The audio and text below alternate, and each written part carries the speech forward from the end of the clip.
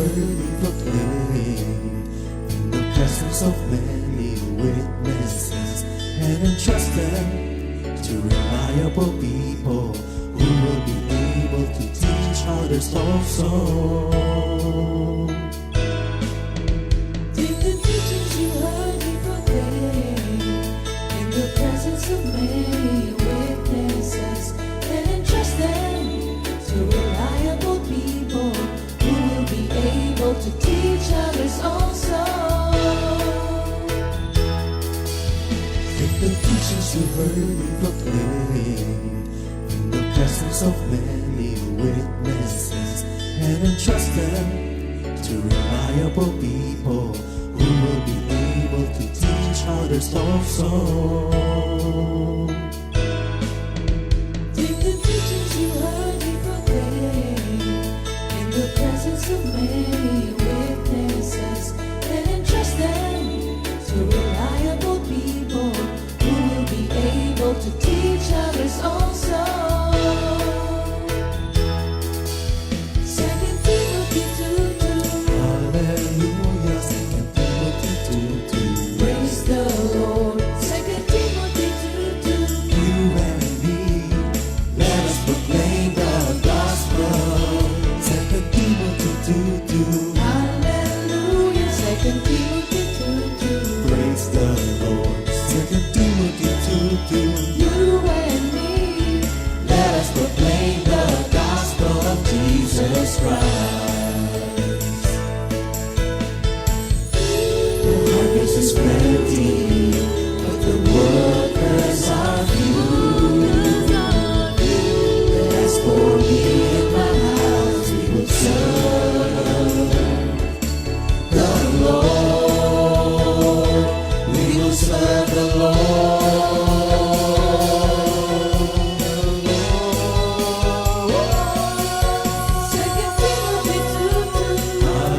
hallelujah. 2 Timothy 2:2. Praise the Lord. 2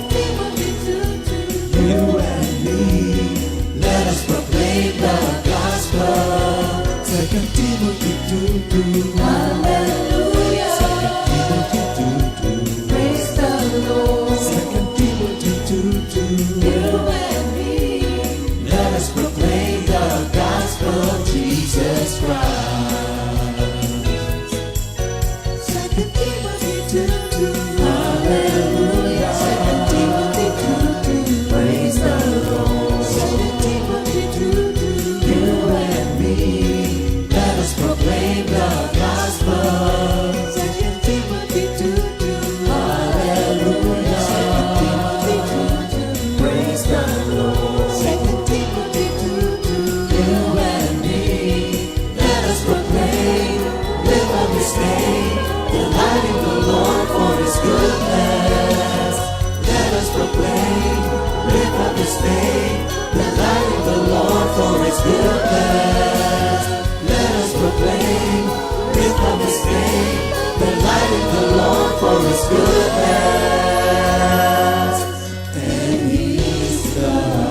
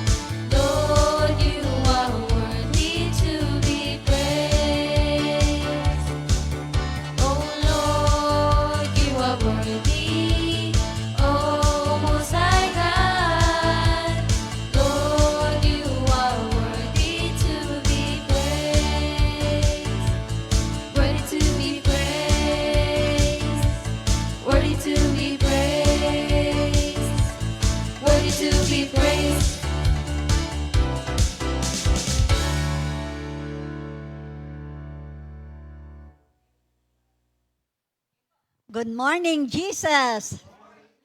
Lord, you are worthy to be praised. Purihin ang Panginoon. Yan, muli kami bumabati sa inyo mga kapatid at nag-aanyaya na samahan tayo sa ating GMJ, this Thursday edition. Sige, pangunahan muna tayo ng isang panalangin ni Pastor Fred.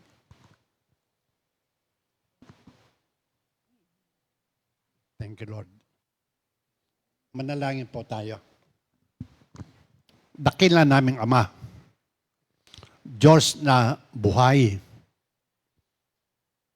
nakapanunghay sa aming gagawin sa oras na to. We honestly believe, O Lord, that your presence will tell us the truth and the truth will set us free. So with the power of the Holy Spirit, speak to us. We are all listening. In Jesus' name we pray. Amen, and amen. Purihin ang Panginoon. Sige. Magandang umaga po at magandang araw sa lahat ng ating mga kapatiran, Comfy Family, North, East, West, and South, sa lahat ng ating outreaches, sa ating mga kapatiran sa ibang bansa na masugid na nagpapatuloy na nakikinig sa ating GMJ. Purihin ang Panginoon. Sige po, kayo po ay lahat na binabati namin, Happy Easter! Yan, hindi pa po tapos ang Easter.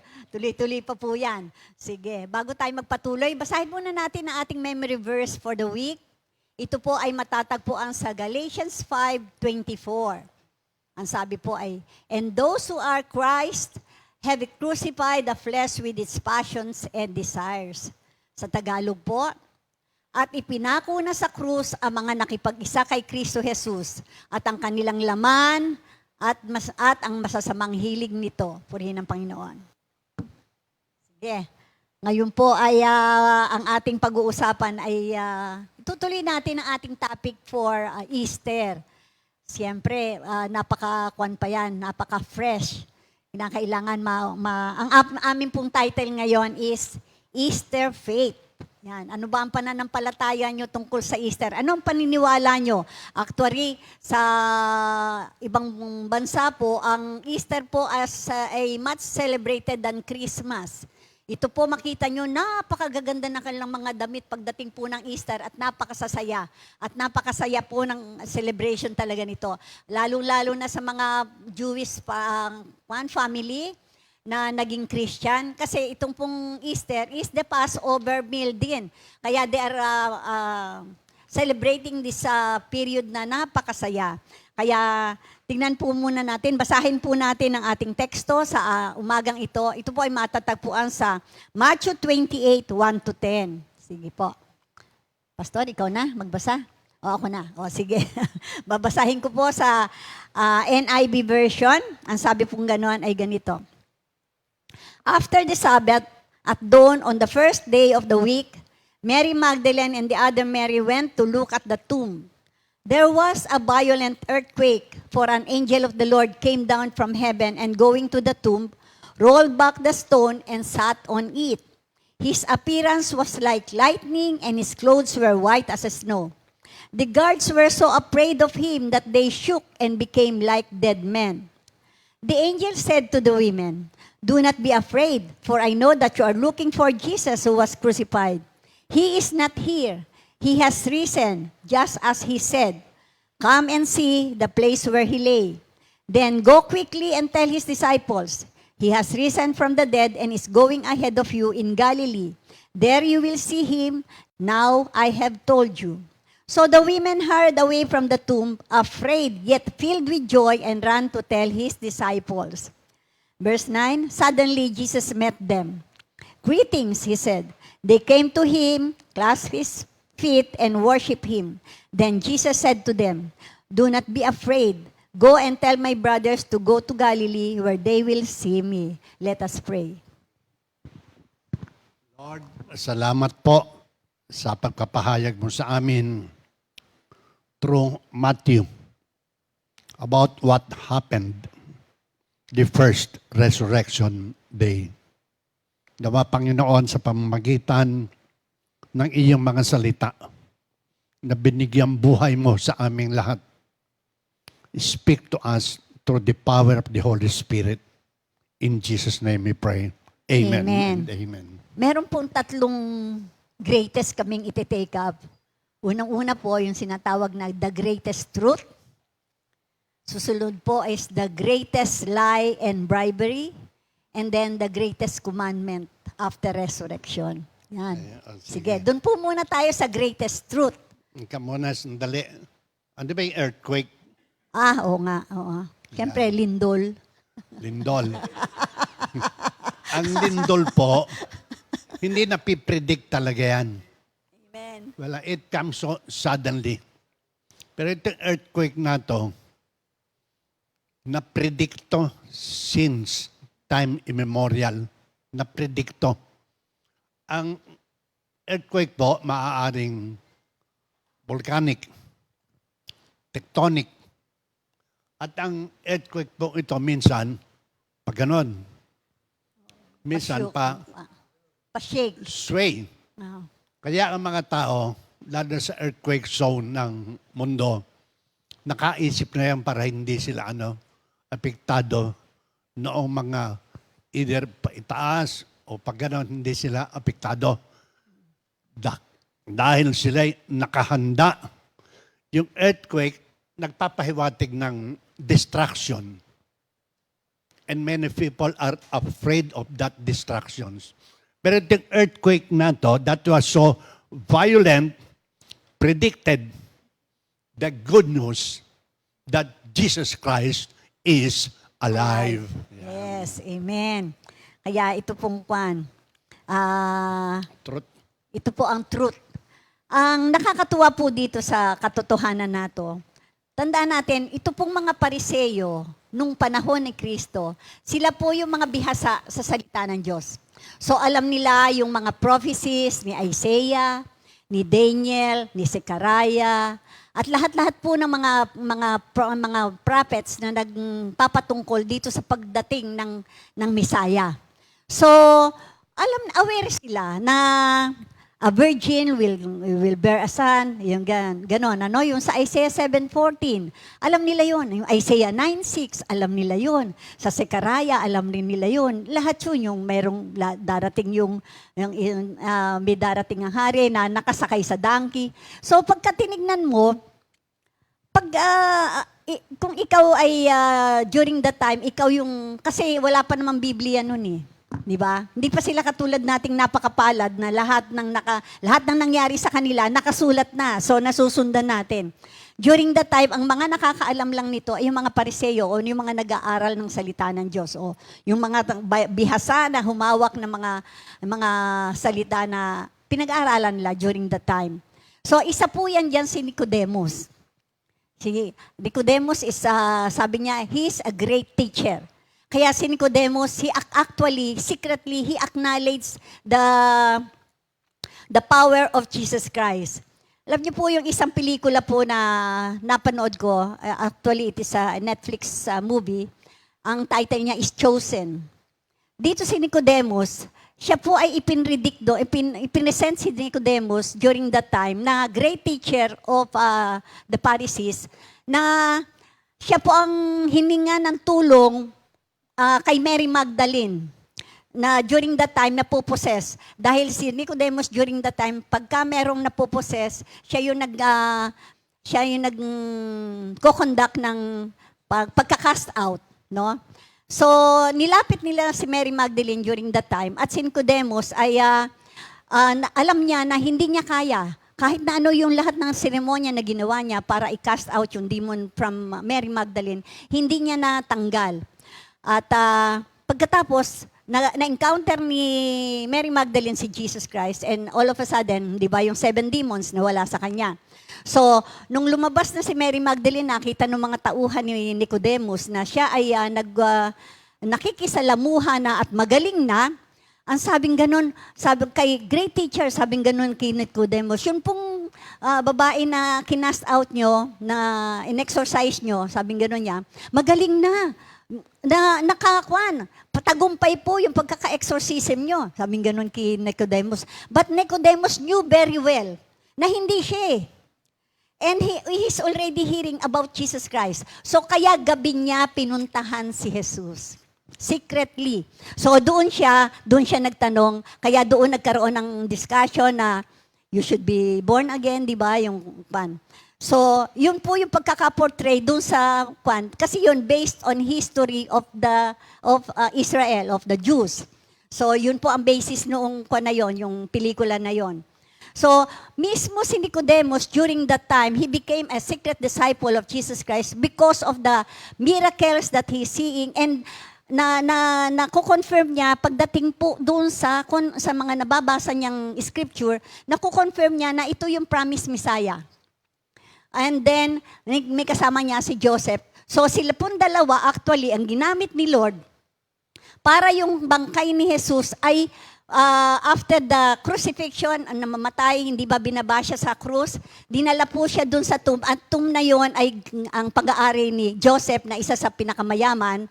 Kaya si Lord confirm yung lahat ng nakasulat sa scripture na confirm na siya ay inilibing sa isang libingan ng mga mayayaman.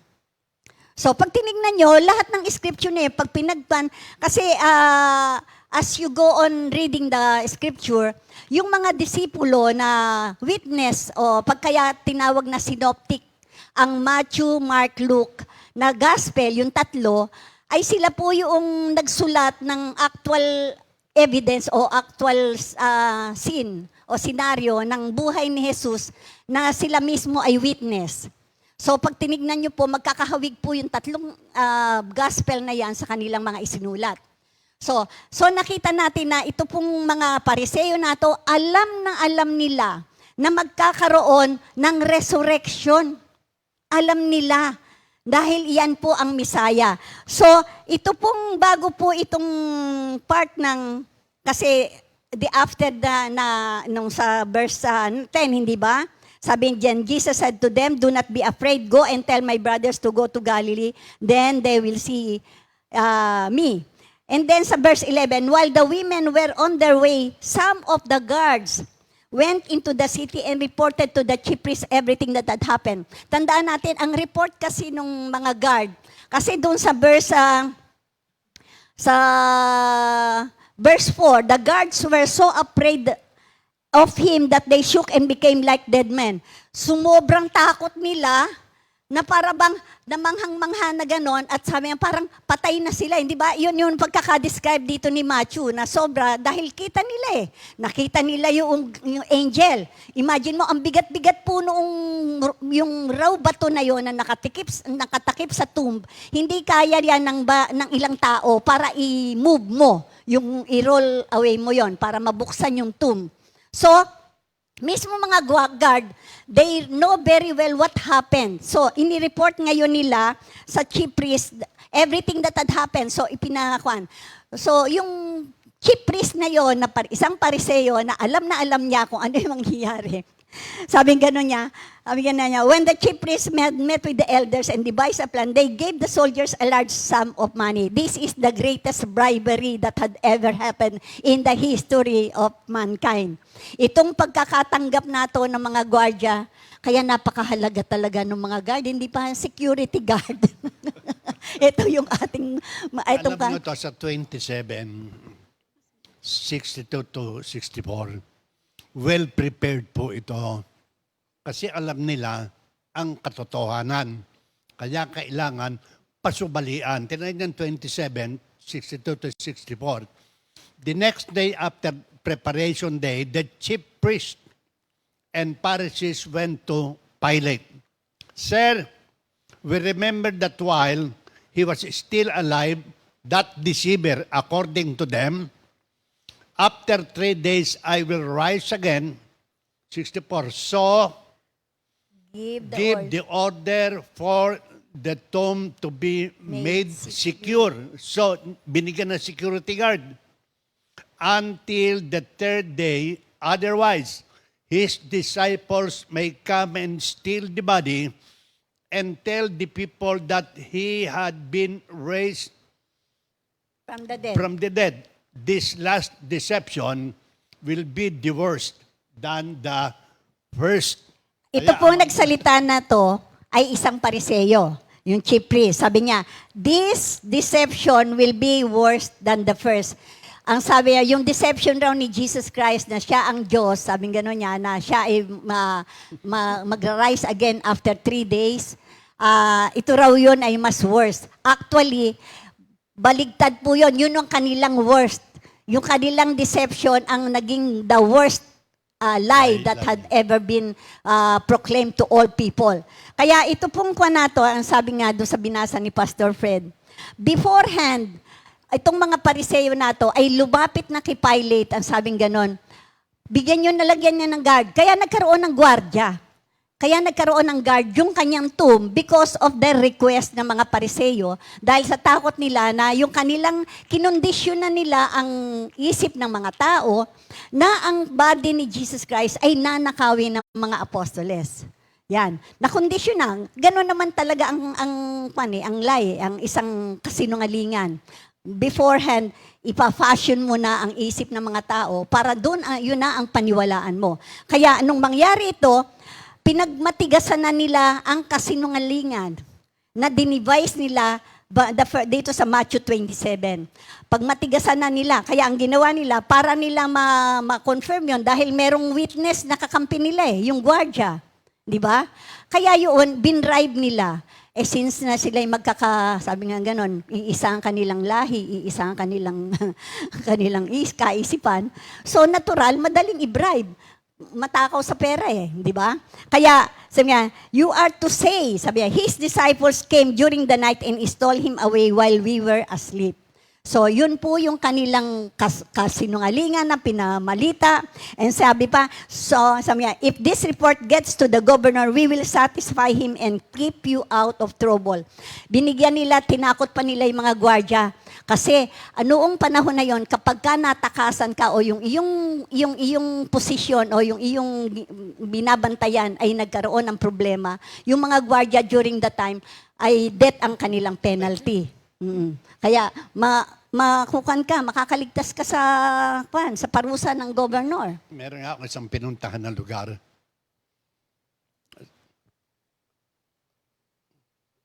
Alam ko, may dadating. Kasi ma-recognize mo kung may dadating o hindi. Madi-discern mo. Sabi nung guard sa akin, Sir, dadating po. After mga 30 minutes, dumating. Sabi ko, tutuwa ako sa gwardya mo. Bakit? Kasi yung gwardya mo nagsasabi lagi ng totoo. Hindi nagsisinungaling iyong gwardya. Congratulations. Kaya ang mga guard, kailangan talaga, binabantayan talaga yan. Yung guard, yung gwardya, bugwardyahan mo rin. Yan. Kasi, meron isang kasi sa ibang lugar, merong sabihin ko ba yun? Sa El Hogar ba? El Hogar Building? Hindi ba? Sa ibang lugar, sige. ang isang establishment na tulad nito, kailangan merong nagbabantay sa guard. Ito hindi nagsisinungaling. Ginagawa ng pinagagardan, inaalis yung CCTV. yung CCTV. Whether you like it or not, ito po ay na-experience ng tao. Kung hindi po na-experience pa ninyo, mamaya, please approach me. Sasabihin ko sa inyo, how. Actually, nakakatuwa nga. Sabi nga nun, ito doon sa amin kasi sa Antipolo, nung nakakabit ko yung CCTV dahil requirement po ng munisipyo para ako makakuha ng business permit. Nakita po ng mga MMDA na may dalawa po kang assign na MMDA doon sa magkabilang side ng aming street.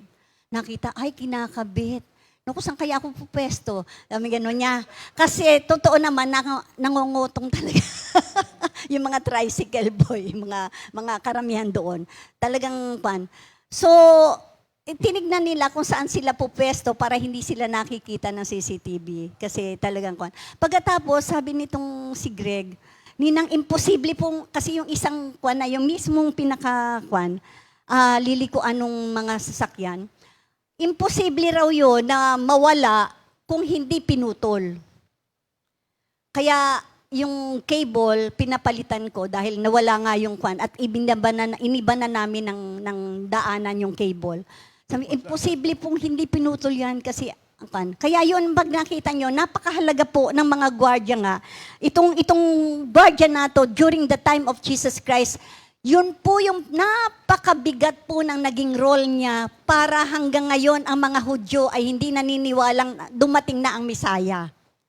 Imagine nyo, pamalita niya na sabi, ninakaw raw ng mga apostoles, but the truth, marami pong witness, mga kapatid, maraming witness para kagabi lang sabi nga ganon, bakit sa CCTV takot sila, kay Lord hindi sila takot? Sa Hebrews 30, ang Hebrews 4:13, dinikap sa Bible study natin kagabi, yung kay Pastor Alex, di ba? Si Lord, walang makapagtatago, lahat ay hayag at magsusulit tayo kay Lord sa taas, hindi ba? Kaya itong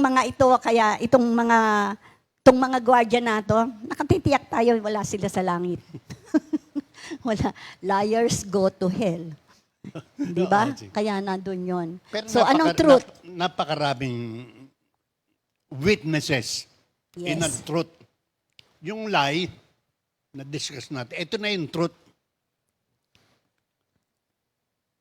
Witnesses of resurrection appeared to Mary Magdalene in Jerusalem, time, Sunday.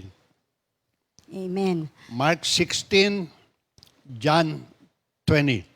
Ito, unang-una si Mary Magdalene, hindi ba, doon sa John 20 verse 11, si Maria ay nakatayong umiiyak sa labas ng libingan. Habang umiiyak ay yumuko siya at sumilip sa loob. May nakita siyang dalawang anghel na nakatayo, nakadamit ng puti at nakaupo, pinaglalagyan ng bangkay ni Jesus. Sabi niya, tinanong nila si Maria, babae, bakit ka umiiyak? Kinuha nila ang aking Panginoon, hindi ko alam kung saan nila nilagay. So even Maria thought na ninakaw yung body ni Jesus Christ. Siya mismo, hindi siya makapaniwala. Pagkasabi nito, napalingon siya at nakita niya si Jesus nakatayo roon, ngunit hindi niya nakilala si Jesus. So, nakilala niya later on. So, napaka-credible witness po si Mary na siyang pinakaunang pinagpakitaan ni Jesus Christ after resurrection. At siya po, sabi nga ganun talaga ang babae, napakagaling na mamalita ng at ang dami na niyang nabalitaan. Punta siya sa mga apostoles, lahat, hindi ba kumalat na yung balita. Kaya imposibleng ito yung marami itong mga witness na sasabihin ni pastor na ito ang mga nagpasabali doon sa kasinungalingan na ipinamalita ng mga gwardiya. Parang dandelion. Oo. Kasi ang dandelion, pag hinipa ng hangin, yung kanyang maliliit lang yun na bulaklak o mga kwan, pag nasinghot ng lahat ng tao niya, lahat maghahatsingan. O, kwan yan, nakakahawa. Marami na akong ospital na pinagtanungan. Bakit ang Ano kanilang ang picture? ibig sabihin ng dandelion? Lahat kayo, bakit may dandelion dyan? Ni isa walang makasagot. Hindi ko po alam, Pastor. Hindi po alam. Alam mo yan, spiritually, kapag yan ni kumalat yung magandang balita, mabilis.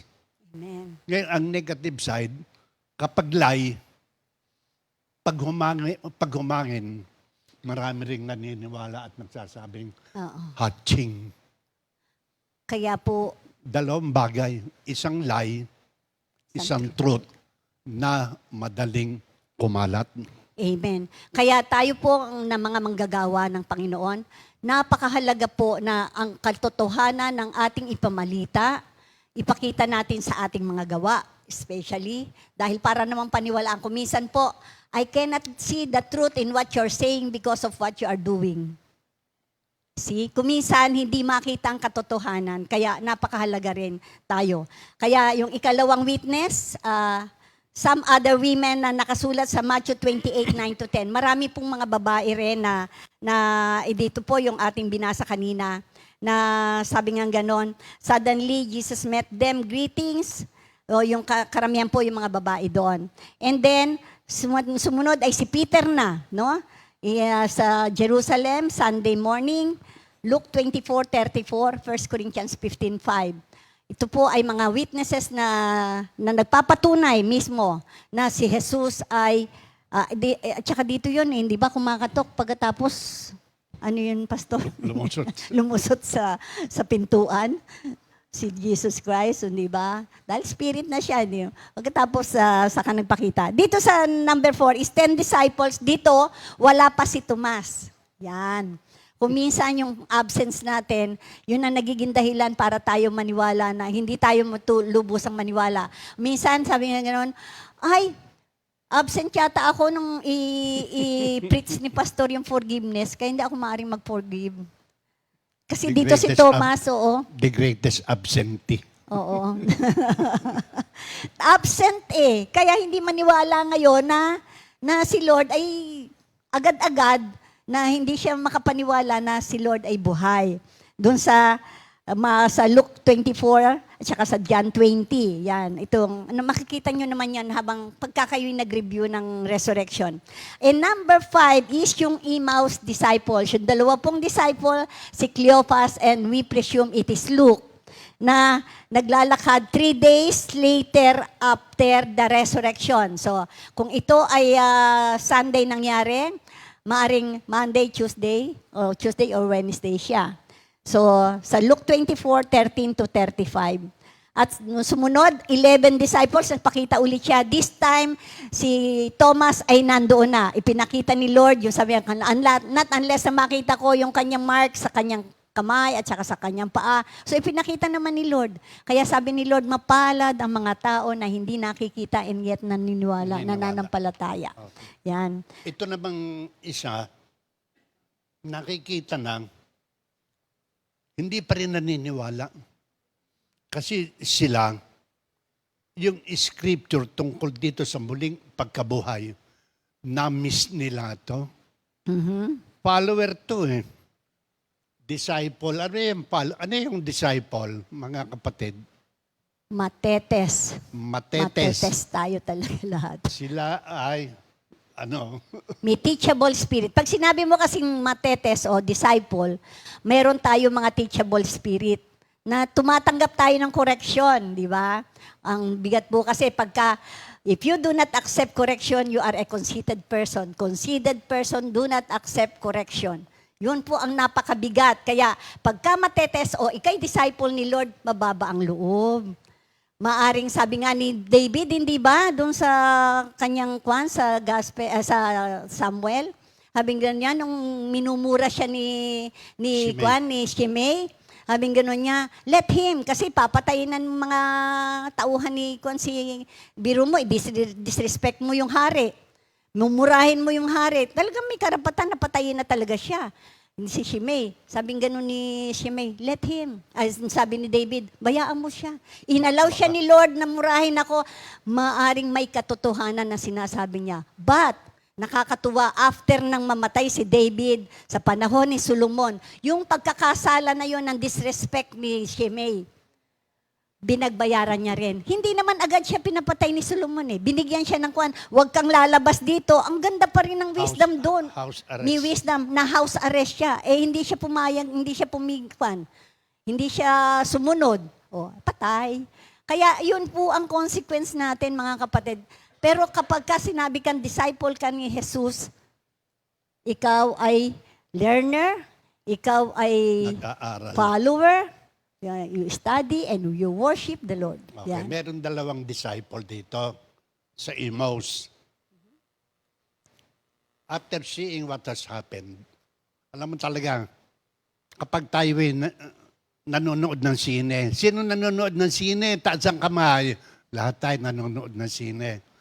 Sino nagkukwentuhan? Tayo rin. Tayo rin. Ngayon, dahil yung mga nakita natin, sayang, siya pa naman ang inaasahan natin na magliligtas eh.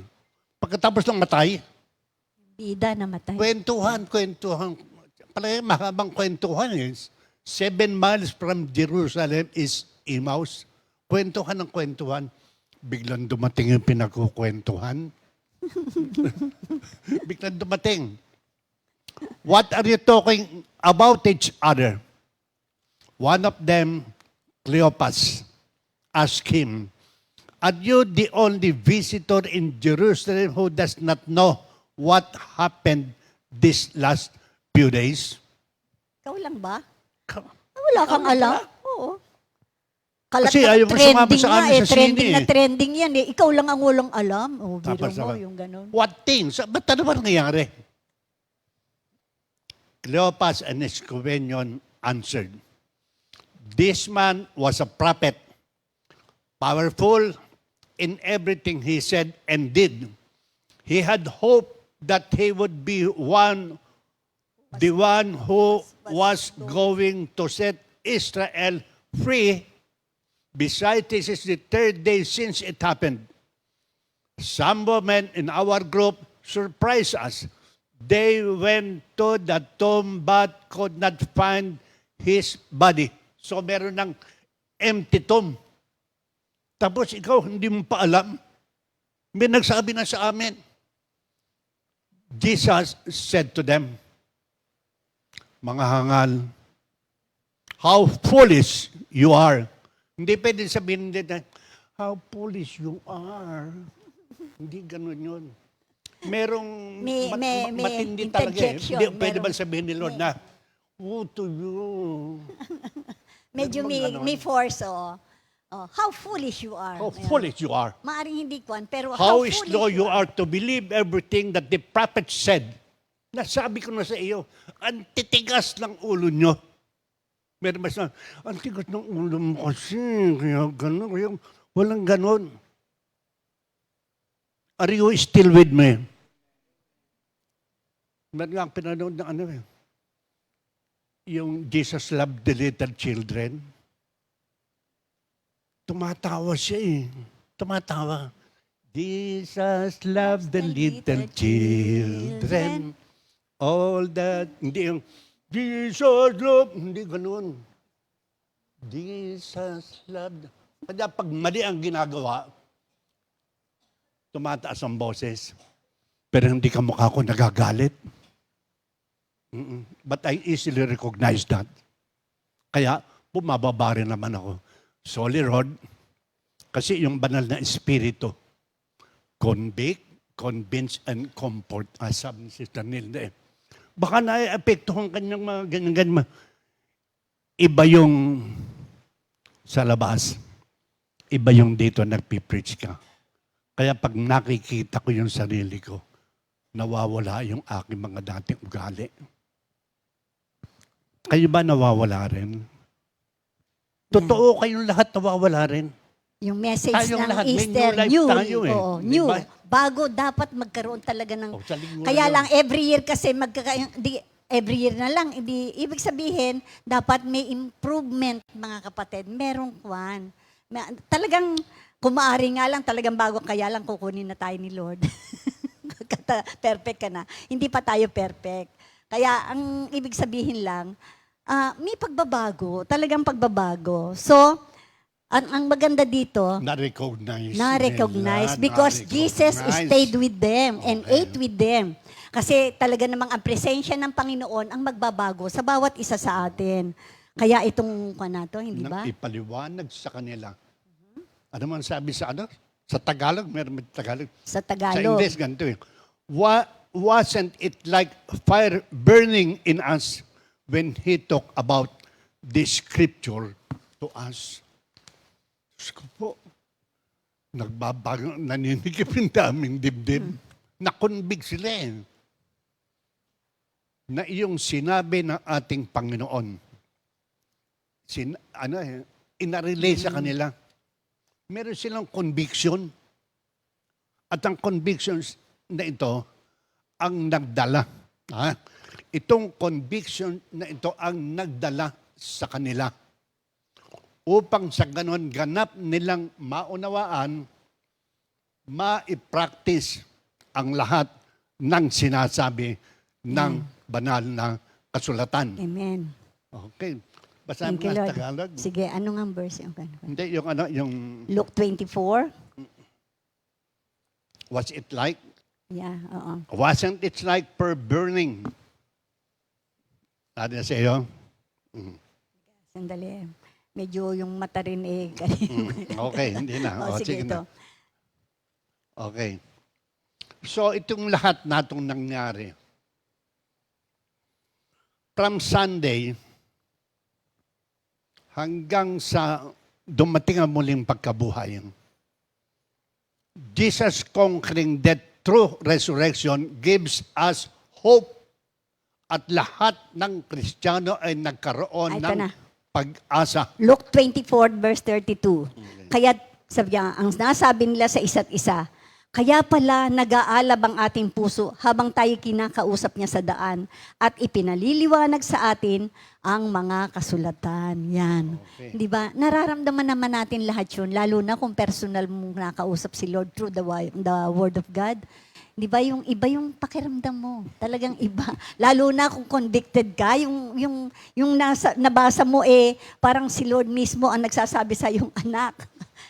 Iba yun eh. Iba talaga. Ayoko muna. Personal po yun mga kapatid. May dumating sa bahay kasi sabi, Oo. natidig ang mata sa akin. Pastor, hindi ba nauunawaan yung 201 file? Ba't kaya ganito itong babaeng ito? Titig na titig sa akin ng mata. Alam mo ba yung 201 file?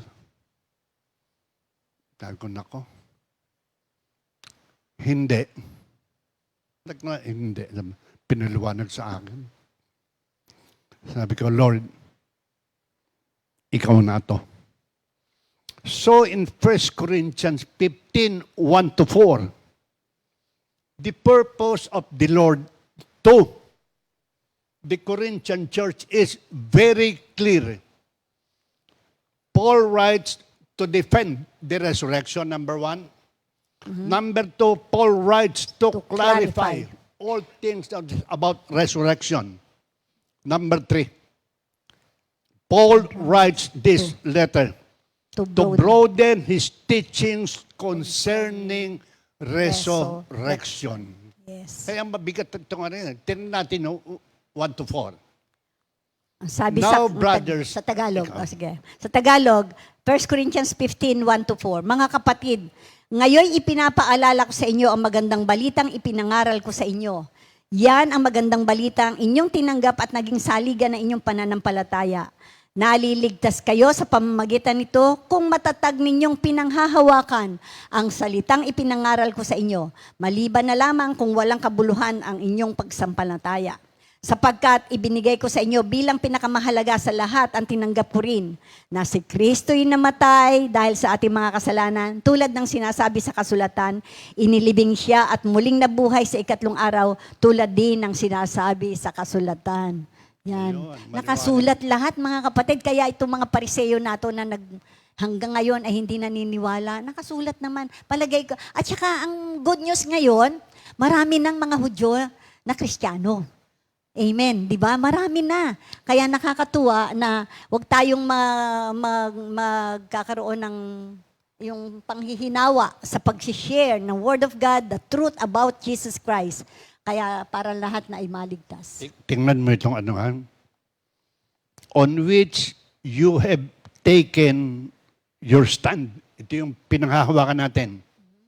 By this gospel, you are saved. Ano yung gospel? Ano yung mabuting balita?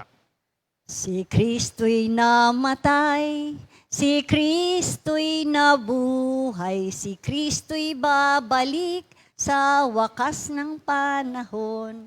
Ay, maliwanag yan, ha? For what I receive, I pass on to you. Kasi nga, merong ayaw maniwala, merong naniniwala. Sa church at Corinth, for what I have received, I pass on to you. as of first importance. Unang-una, si Kristo'y namatay. Si Kristo'y inalibing. Si Kristo'y muling nabuhay. Kaya yung mga talatang iyon, we hold on to it. Hold on. Kasi ito yung ito yung Easter faith. Kasi kung walang Easter, ano kaya nangyari sa atin ngayon? Ano yung faith natin? Faith is to be sure of the things you hope for and to be certain of the things that you cannot see. Kaya si Kristo ay namatay dahil sa ating mga kasalanan. Pangalawa, si Kristo ay namatay at siya inalibing. Pangatlo, at siya ay muling nabuhay sa ikatlong araw tulad ng sinasabi ng kasulatan. So this is very clear. Crystal clear. Walang ano pa mga pagdududa. Pagkat kung tayo nagdududa, palagay ko, it's high time now. The gospel is a nutshell. Nutshell. Minsan sa mundo, huwag mo akong pasakayin sa balat ng mani. Ito in a nutshell, sinabi na yun. Jesus died, buried and resurrected. Jesus died to save soul of mankind. Jesus said, it is finished. Not I am finished. Jesus said, salvation is finished. Ako'y nabuhay. Hindi itong ako'y namatay Praise God. at hindi nabuhay. Kaya itong ating Easter faith na to, napakaganda ng message talaga. Kasi kung paanong si Kristo ay binuhay sa pamamagitan ng banal na Espiritu, tayo rin mga tagasunod niya. Pagdating ng panahon, tayo rin ay mabubuhay at magkakaroon, matutupad sa atin yung John 3:16. We will have our eternal life. We will enjoy our life here. Kaya nga yung sa 1 Corinthians 15:19, kung ang pananaw natin ay pandito lamang sa lupa, tayo na raw ang pinakakawawa. Kaya kinakailangan ang ating pananaw ay kung ano yung pangako ng Panginoon na nasulat, di ba? Nakasulat. Na we will reap the harvest, yung ating blessing. Pagdating ng panahon, makakasama natin si Lord. Pinrepare niya na sa John 14. Nakaprepare ang ating tutuluyan, mansion. Di ba? Salamat sa Diyos. Oh, mamaya na yung susunod na greatest natin. Gusto bang happy ka? Siyempre. Siyempre. Siyempre. Gusto mo malungkot kayo? Kasi sinasabi doon sa Matthew 5, doon sa today's English version na yung Bible, yung magandang balita, pagkatapos translated into today's English version, ang nakalagay doon, happy. Sa good news. Oo. Happy Yung are Beatitudes. those who are pure in heart. Yes. They will see God. Kaya, Happy are those people kasi Kaya pag sila naging yung mga perfect anak ng Diyos. Yung mga peacemaker, sila'y mga anak ng Diyos. amen. Happy dahil may naghihintay sa kanilang buhay na walang hanggan. Kaya yung Happy ba kayo doon? Amen. Kaya encourage Siyempre, sa atin happy ni ka. Lord, diba, sa Hebrews 12:14, try to live a holy life. Try to be at peace with one another and live a holy life because without it, you cannot see the Lord. Kaya nga, yung Juan, pasensya nyo si Pastor, pagka medyo kung paminsan-minsan, yung edad na kasi, tatanda rin kayo. Oo, tatanda rin kayo. Dumarating yung punto. Alam mo yung nakabasa ba kayo ng apologetic Bible? Ano siya ibig May sabihin ng apologies. apologetic? Humihingi ng apology? Hindi. Pag ginamit mo yung apologetic Bible, that depends the truth. Okay. Pag ginamit mo yung Bible na yun, ididepende na yung truth sa pamamagitan ng pagbabasa ng Scripture. Hindi yung, hindi yun. Iba yung sorry, Oo. Yung scripture mismo ang mag-kukorek. yung scripture ang mag-aano sa iyo. Amen. Sige. Bago magpatuloy ng husto si Pastor Fred at i-end namin yung ating GMJ ngayong umaga na to, na napakaganda. Batiin natin ang lahat ng nagdiriwang ng kanilang new life in Christ. Happy birthday to Brother Nico Barrios. Yan, Sister Maribig. Sister Fritz Lilo, Sister Colin Lilo. Mag-ama to? No, hindi ba? Oy, Sa si isa Christina. birthday nila. And si Christina Gaviria, purihin ng Panginoon. Nasa Amerika si Brother Larry at Sister Linda. Sabi nga kay Sister Tess, ilabas mo naman ng anak ko, birthday ngayon. Alam ko. Happy birthday mga kapatid. Enjoy your day.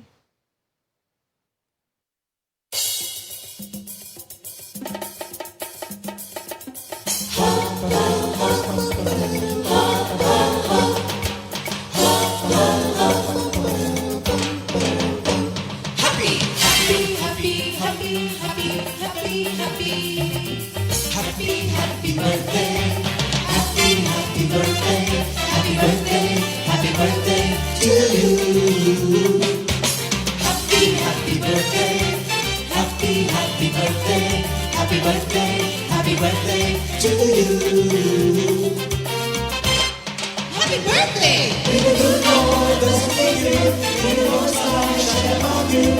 Happy birthday to you.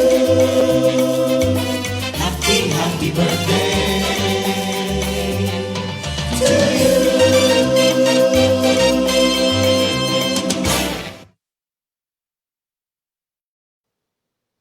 Happy birthday! Thank you, Lord. Yan. Pakinggan rin natin ang ating new song of the week. Ang title po ay Panginoon, Aking Diyos, composed by Sister Nicole Villanueva and arranged by Brother Jess Atienza.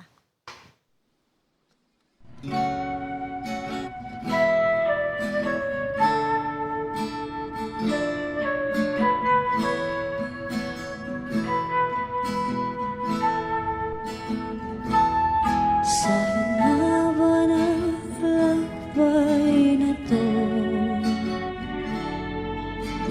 di ka na akong sumuko. Ang landas walang patutunguhan.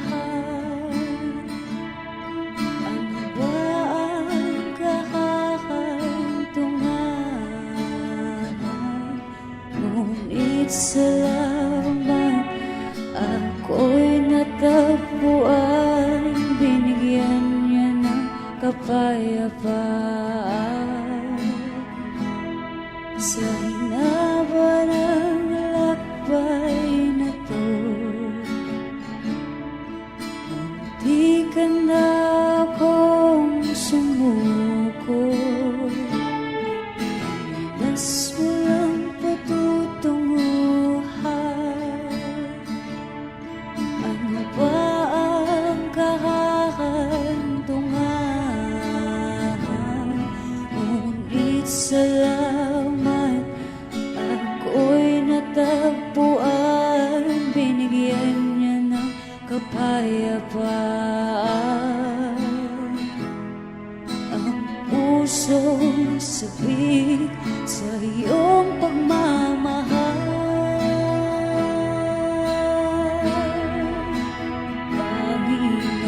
Panginoon, aking Diyos, punong-puno ng pag-ibig, ika'y nasa isip, ikaw ang daan sa buhay.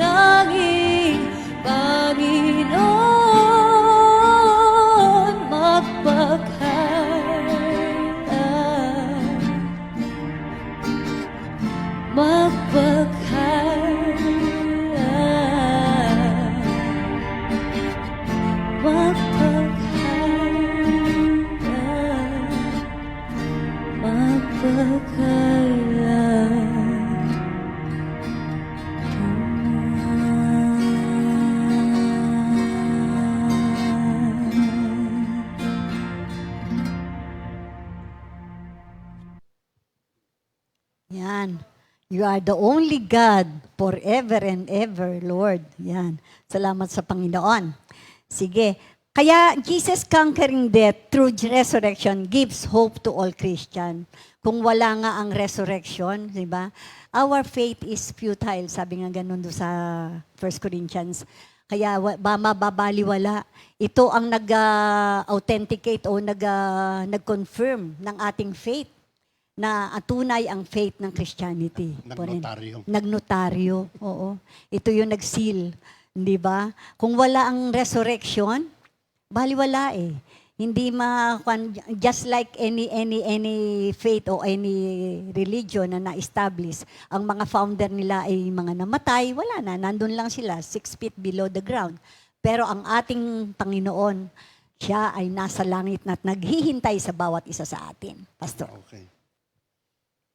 Doon sa 1 Corinthians 15 verses 5 to 11, muling ipinaalaala sa mga taga-Korinto ang ganito. Verse 5, that he appeared to Cephas, then to the 12. After that, he appeared to more than 500 of the brothers and sisters at the same time. Most of them is still living, though some have fallen asleep. Verse 7, then he appeared to James, then to all disciples. And last, he appeared to me also as to one abnormally born. Parang kulang sa ano eh. Kulang sa buwan. Kulang sa buwan. Sa verse 9, for I am the least of the apostles, and do not even deserve to be called an apostle, because I persecuted the church of God. But by the grace of God, I am what I am. And His grace to me was not without effect. No, I work harder than all of them, yet not I, but the grace of God that was with me. Whether then it is I nor they, this is what we preach. This is what we you believe. This is what we preach and this is what we believe. Okay. Yan. Si Kaya- Apostol Pablo po, nagkaroon na encounter sa Panginoon at the way to Damascus. Ganito yung kanyang witness. Acts 9 verse 4 and 5. He fell on the ground and heard a voice say to him, Saul, Saul, why do you persecute me? Who are you? Lord, says Saul asked, I am Jesus, whom you are persecuting. He replied, may mga nangyari na sa kanya. Yung kanyang, dahil sa nagnining ng presensya ng Panginoon. Ano ba, lumabo o nawala? Nagkaroon nawalan, ng ano? oo. Nagkaroon ng mga pilak-pilak sa mata niya. Pilak-pilak sa Oo. mata. Kaya yung pilak ko sa Hindi. mata, hinihintay ko pa si Ananias. Okay. Acts 9:15. May isa ditong ano eh, dapat nating maunawaan. Ha? Kahit gaano ka kasama. Kasi sabi ni Paul, hindi ba, I am the worst. I am the worst of them all. Siya nga yung nagpapapatay. Hindi siya nagtuturo, nag-share lang siya. Ha? Oho. Iba yung pagtuturo sa pag-share. Maliwanag yun, ano ha? Marami kasing nag-share, nagtuturo. Kung nagtuturo, magturo. Ha? Pag nag-share, Minsan mahaba pa sa ano eh, mahaba pa sa preaching yung sharing. Eh. Totoo yun. Ha? Kaya tinitingnan ko itong Acts 9 na to. kung paano niya na-encounter si Lord. Before, during, and after what happened to him. But the Lord said to Ananias, "This man is my chosen instrument to proclaim my name to the Gentiles, the kings, and to the people of Israel." Siya yung magpo-proclaim. Kasi nung una, ayaw pumayag si Ananias. Pinapupunta para, hindi ba, ilehan si Paul at para gumaling. Lord, hindi ba yan nga yung nagpapapatay ng mga Kristiyano eh? Ganon, parang ayaw. Minsan ganon tayo, ayaw nating sumunod sa Panginoon kasi tingin natin doon sa tao, masyadong makasalanan. Pero without us knowing, ito palang tao nato ang pinipili ng Panginoon. Kaya, Di ba? Katulad nga ng nangyari kay Paul. sabi nga, no, Yan, iba yan. yun. Sino? Si Fred? Ano ko? Wala nang Wala pag-asa nang yan. pag-asa yan. Oo. Habang nabubuhay at nananalig sa Panginoon, May pag- believing in His resurrection, that He will renew and give us a new life, Amen. may pag-asa. So, ang sarap kayang marinig nito, no?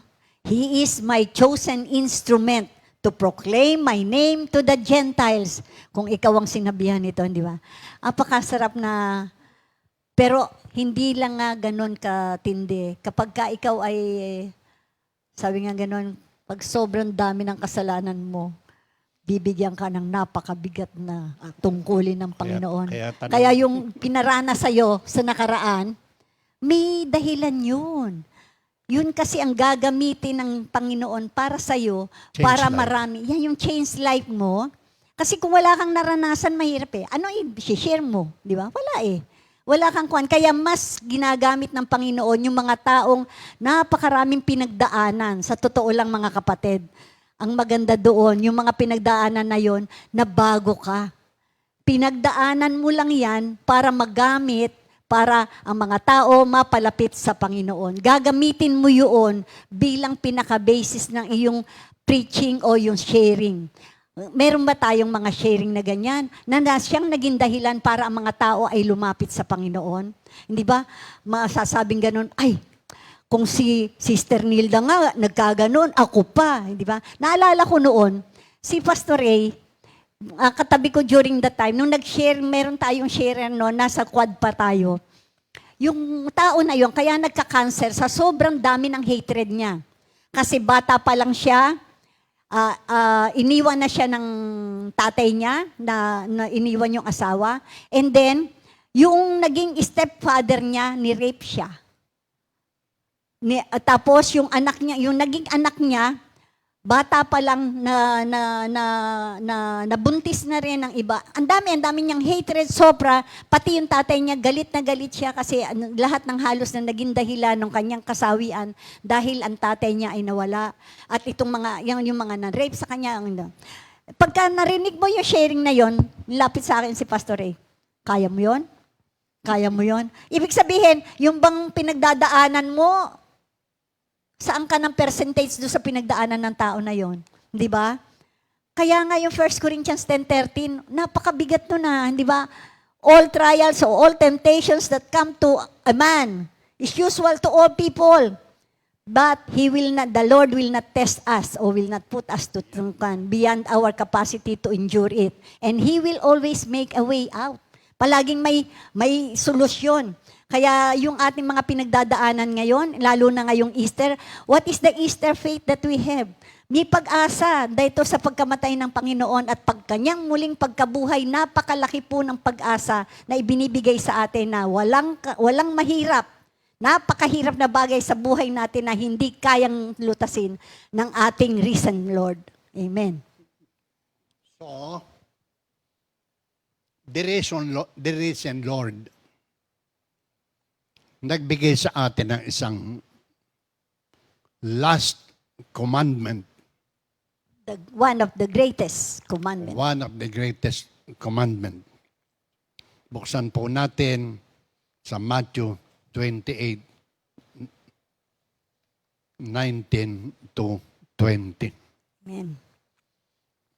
Therefore, kung ganon, Go and make disciples of all nations, baptizing them in the name of the Father, and of the Son, and of the Holy Spirit. Verse 20. And teaching them to obey everything I have commanded you. And surely I am with you always, to the very end of age. And that is our greatest commission. Amen. Go and preach the gospel of salvation. Purihin ang Panginoon. And the death and the rising again of the Lord Jesus Christ is embodied in our creed as Christians.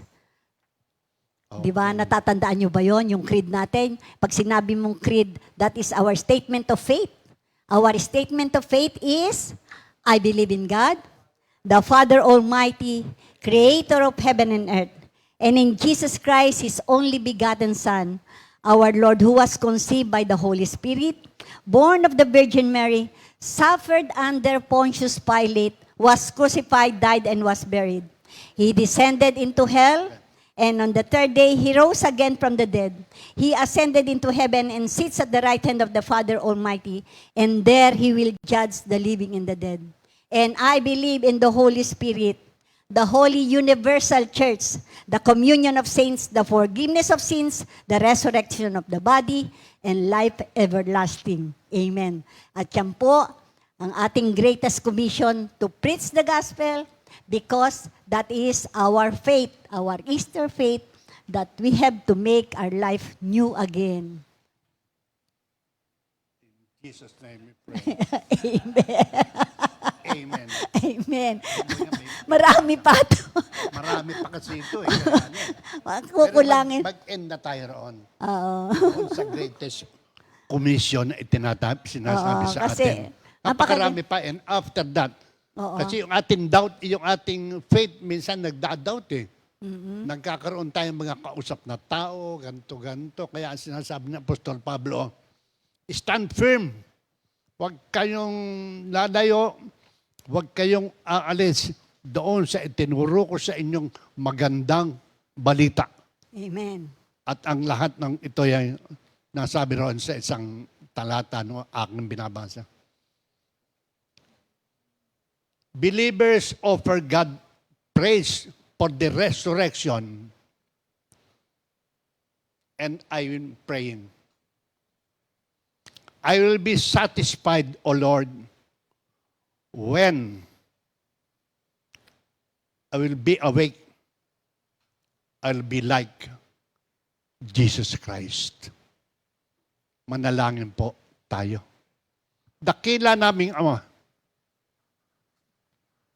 buhay, nakakaalam ng aming mga puso. You are not measuring our knowledge and our faith by our heads, but you are measuring our faith, O God, through our heart. Ito bang puso namin ito na nagsasabi sa aming, mahal mo ka ko, Panginoon. Thank you, Father, for your love. That you love this world, O Lord. Para walang makapagsabing, kami iyong pinabayaan. For God so loved the world that He gave His only begotten Son. For whosoever believe in Him will not perish but have everlasting life. With you and with all my brothers and sisters present here. In Jesus' name we pray. Amen. Amen and Lord, amen. you are so good. Lord, you are so faithful. Lord, you are so powerful. I delight to do your will. Lord, you are so good. Lord, you are so faithful. Lord, you are so powerful. I delight to do your will. I will give you praise, O God. I will give you thanks, Lord Jesus. I will exalt your name in all the earth. For you are so wonderful and worthy to be praised. You are my healer. You are my peace. You are everything to, oh God, to you I belong. You are my healer. You are my peace. You are everything, oh God, to you I belong. I will give you praise, oh God. I will give you thanks, Lord Jesus. I will exalt your name in all the earth. For you are so wonderful and worthy to be praised. Purihin ang Panginoon. God bless everybody. Enjoy the day. Thank you, Lord. Tomorrow mayroon pa po tayong GMJ. Thank you, Lord. 2 Timothy 2:2. Hallelujah.